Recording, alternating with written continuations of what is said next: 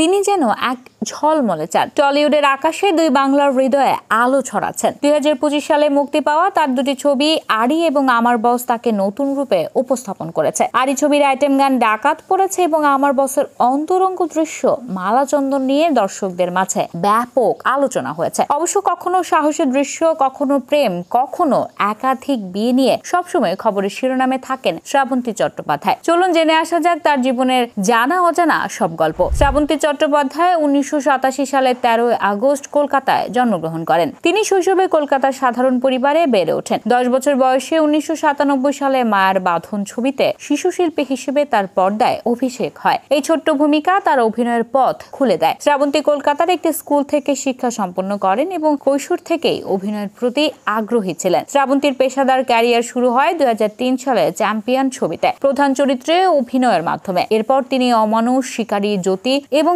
ভূতচক্র private লিমিটেডের মতো ছবিতে কাজ করেন। তার সাবলীল অভিনয় এবং দর্শকদের ভালোবাসা তাকে টলিউডের শীর্ষে নিয়ে যায়। বাংলাদেশের দর্শকরাও শিকারী ছবির মাধ্যমে তাকে গ্রহণ করেন, যেখানে তিনি শাকিব খানের বিপরীতে অভিনয় করেন। কোকা-কোলা আইটেম গান শ্রাবন্তীকে দুই বাংলায় জনপ্রিয়তার শীর্ষে নিয়ে গিয়েছিল। 2025 সালে আড়ি ছবিতে আবারও আইটেম গান ডাকাত পড়েছেতে নাচেন শ্রাবন্তী, যা ইমন চক্রবর্তীর কণ্ঠে সামাজিক মাধ্যমে ভাইরাল হয়। একই সময়ে আমার বস ছবিতে শ্রাবন্তী শিবপ্রসাদ মুখোপাধ্যায়ের সঙ্গে সাহসী দৃশ্যে অভিনয় করেন। মালাচন্দন গানে জয় গোস্বামীর কবিতা ঈশ্বর আর প্রেমিকের সংলাপ তার পিঠে লেখা হয়, যা দর্শকদের মাঝে আলোচনার জন্ম দেয়। শ্রাবন্তীকে এমন অন্তরঙ্গ দৃশ্যে আগে দেখা যায়নি কখনো। শ্রাবন্তী বর্তমানে দেবী চৌধুরানী ছবিতে কাজ করছেন, যেখানে তিনি একটি ঐতিহাসিক চরিত্রে অভিনয় করবেন। এই ছবি তার ক্যারিয়ারের আরেকটি মাইল ফলক হতে পারে। শ্রাবন্তীর ব্যক্তিগত জীবন প্রায় তার ক্যারিয়ারের চেয়ে বেশি আলোচিত। তিনি 3 বার বিয়ে করেছেন। 2003 সালে পরিচালক রাজীব বিশ্বাস, 2016 সালে মডেল ক্রিস ব্রজ এবং